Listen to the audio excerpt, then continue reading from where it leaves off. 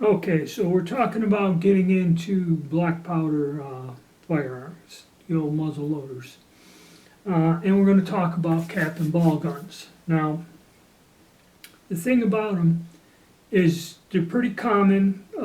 You're looking at about a $300 price tag on most of them, depending on the model. Some of them go up over $400 and that. And they're basically pretty historically correct, especially the newer ones. Now, how this all came about is people, when they started doing Civil War reenactment in the 50s, people did collect original mill surplus firearms, be it muskets or these revolvers and that. And it started to become to where they were running out of these guns. They were just worn out, broken down. People started getting into reenacting on a large scale. So the Italian gun makers started to make, actual copies of all of these Civil War period firearms. And because they're not using fixed ammo or anything, it kind of makes it easier, antiques or whatever, to import, export, transport, and well, back in those days we didn't have no restrictive laws, but as of today, other than a few states, you can buy these old reproduction guns without any kind of licensing or anything and just get them sent through the mail. That's one nice thing about it. So the Italians sparked an industry and started making these guns. It started in the 50s.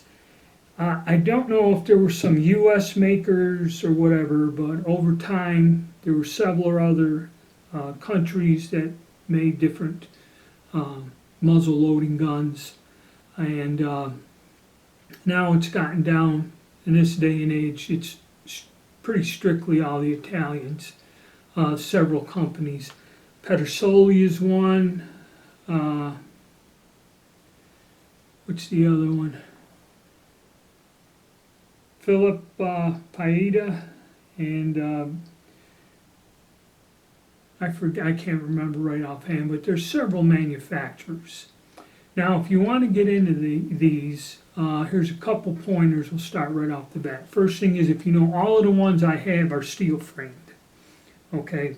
Because when I got an old Dixie Gunworks catalog, old Turner Kirkland, the guy that founded that company, he said any brass frame pistol, irregardless of the quality or where it's made, will eventually over time shoot loose. And what he means by that is the brass is soft, and over time, after so many firings, your frame's going to deform and the gun won't work. So I'd stay away if you're into shooting. Now, if you're going to buy one of these, the brass frame, you'll see the brass frame ones are less expensive, okay? The brass frame guns, if you just shoot every now and again, probably be fine, but there is a finite life. So many rounds, the gun ain't going to be worth shit anymore, okay? So if you want one, get the ones made out of steel, okay? I bought this pistol 30 years ago, and this is the first one I bought, and the reason why, this is a Rogers and Spencer's. And this reproduction, if you look at it, it's Euro Arms of America. It has Italian proof marks on it, so it was made in Italy, okay? But it's a pretty good representative of this pistol. Look up the Rogers and Spencer's and the story behind it.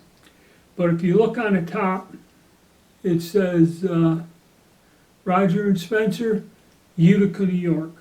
Okay, that's my hometown. These guns were not actually made in Utica. They were made in a town called Willowvale, which is on the outskirts of Utica. You go up through New Hartford and you crest this hill, and that's where Willowvale is. And that's where the factory was. But the office was in the old downtown section of the city. It was long gone before I was born. Down on Bag Square is where the office was that sold these guns to the government. And this thing was a little bit ahead of its time. It's a neat gun. I bought this, I've shot it, and it's still good. They no longer make these. And now you're getting into where these repro copies like this are starting to become collector's items because they're not making them anymore. Okay, so how's that? When you go buy these, you can buy them new. I strongly suggest you buy new ones, like this Colt 1853, this 36 caliber. Why? Because over the years, the gun makers, they take this serious, they've refined it and everything. A Colt pistol does have a safety mechanism on it. And I'm going to go down and show you the difference between this Colt, which I bought like 2-3 years ago, and this Colt, which was probably made in the 70s and gave me a problem also. Okay, why you'd kind of want to buy a more modern version of these. You ever heard people tell you never load 6 shots in one of these Captain Ball revolvers, it's dangerous and that? Well, it's not quite true. Colt did build into the firearms. Now, I don't know, I know he had it in the 1860 model, but if you look at this, I don't know if you can see it, on the cylinder here, there's a little tiny pin sticking up in between where the nipples are.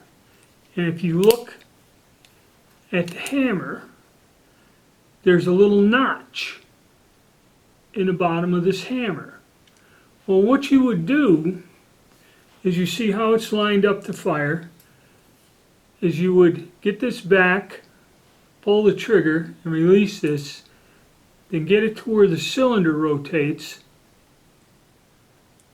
I don't know how.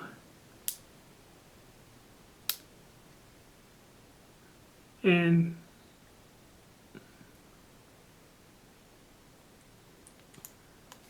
what happens is you can lock that on that pin, and that pin engages a notch in the hammer. I may have to take that apart to show you more closely. And now this is locked. And as you see, your primed firing positions are here and here. The cylinder's locked in between. So now you could have 6 cylinders loaded with this locked, holster it, and then all you'd have to do is pull it out, and you're ready to go. Now it's lined up to fire. Okay? So this gun I purchased a few years ago. Okay? Now this gun here, this 1860, I bought used. One thing about this gun is it doesn't have those pins on there. You can see down it's not there. Some of the Colt repros that they came out with, they're extremely expensive. They do have the pins. Even though the hammer has the notch in it, there's no pins on the cylinder. Like I said, this gun was made in the 70s, so this gun was made about 50 years ago, 45, 50 years ago, and the quality's a little different. Now, out of all those guns that I had here that I fired, I've never had what is called a chain fire, and that's when you fire it and several of your other cylinders go off at once. This gun did this to me. So what we're going to do is, after we get done here with the little intro, we're going to figure out how that happened, discuss it, and I'm going to try to fix it. Now, these Remington 1858s are really cool. Cabela's had a sale on them, so I had to buy 2. Okay, I mean, the price was just, that's another thing.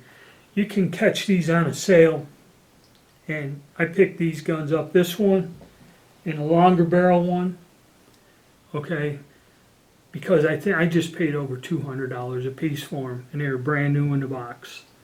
All right. Now, if you look at the Remington again, check out the shape of the hammer and that, and much the same way. If you look here, there's a notch in the cylinder. So what happens is you would pull that back, get that to kind of move, and then you would rotate that over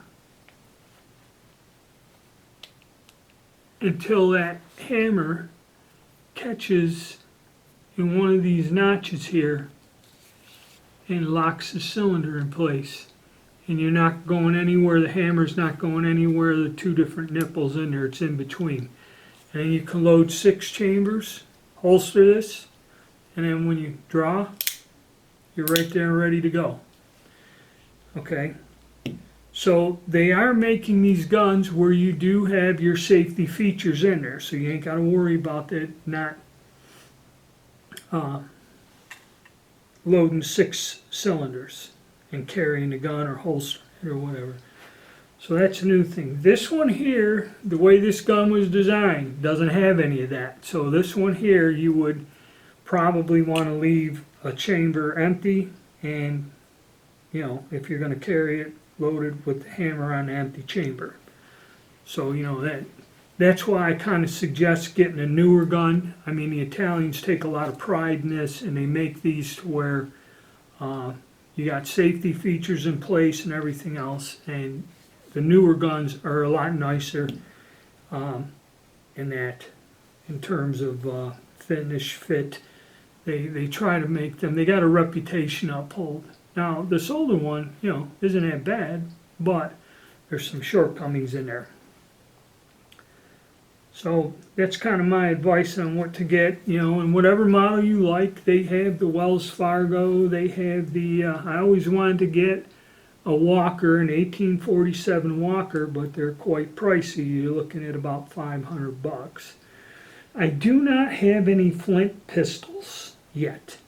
I may go and get a flintlock pistol, single shot, and I have no single shot pistols, percussion or flint, which may be something I'll get, I don't know. But for right now, we're gonna, with handguns, we'll go with the cap and ball. All right, now next video, we're gonna talk about chain firing, and I'm gonna go do some work on this gun.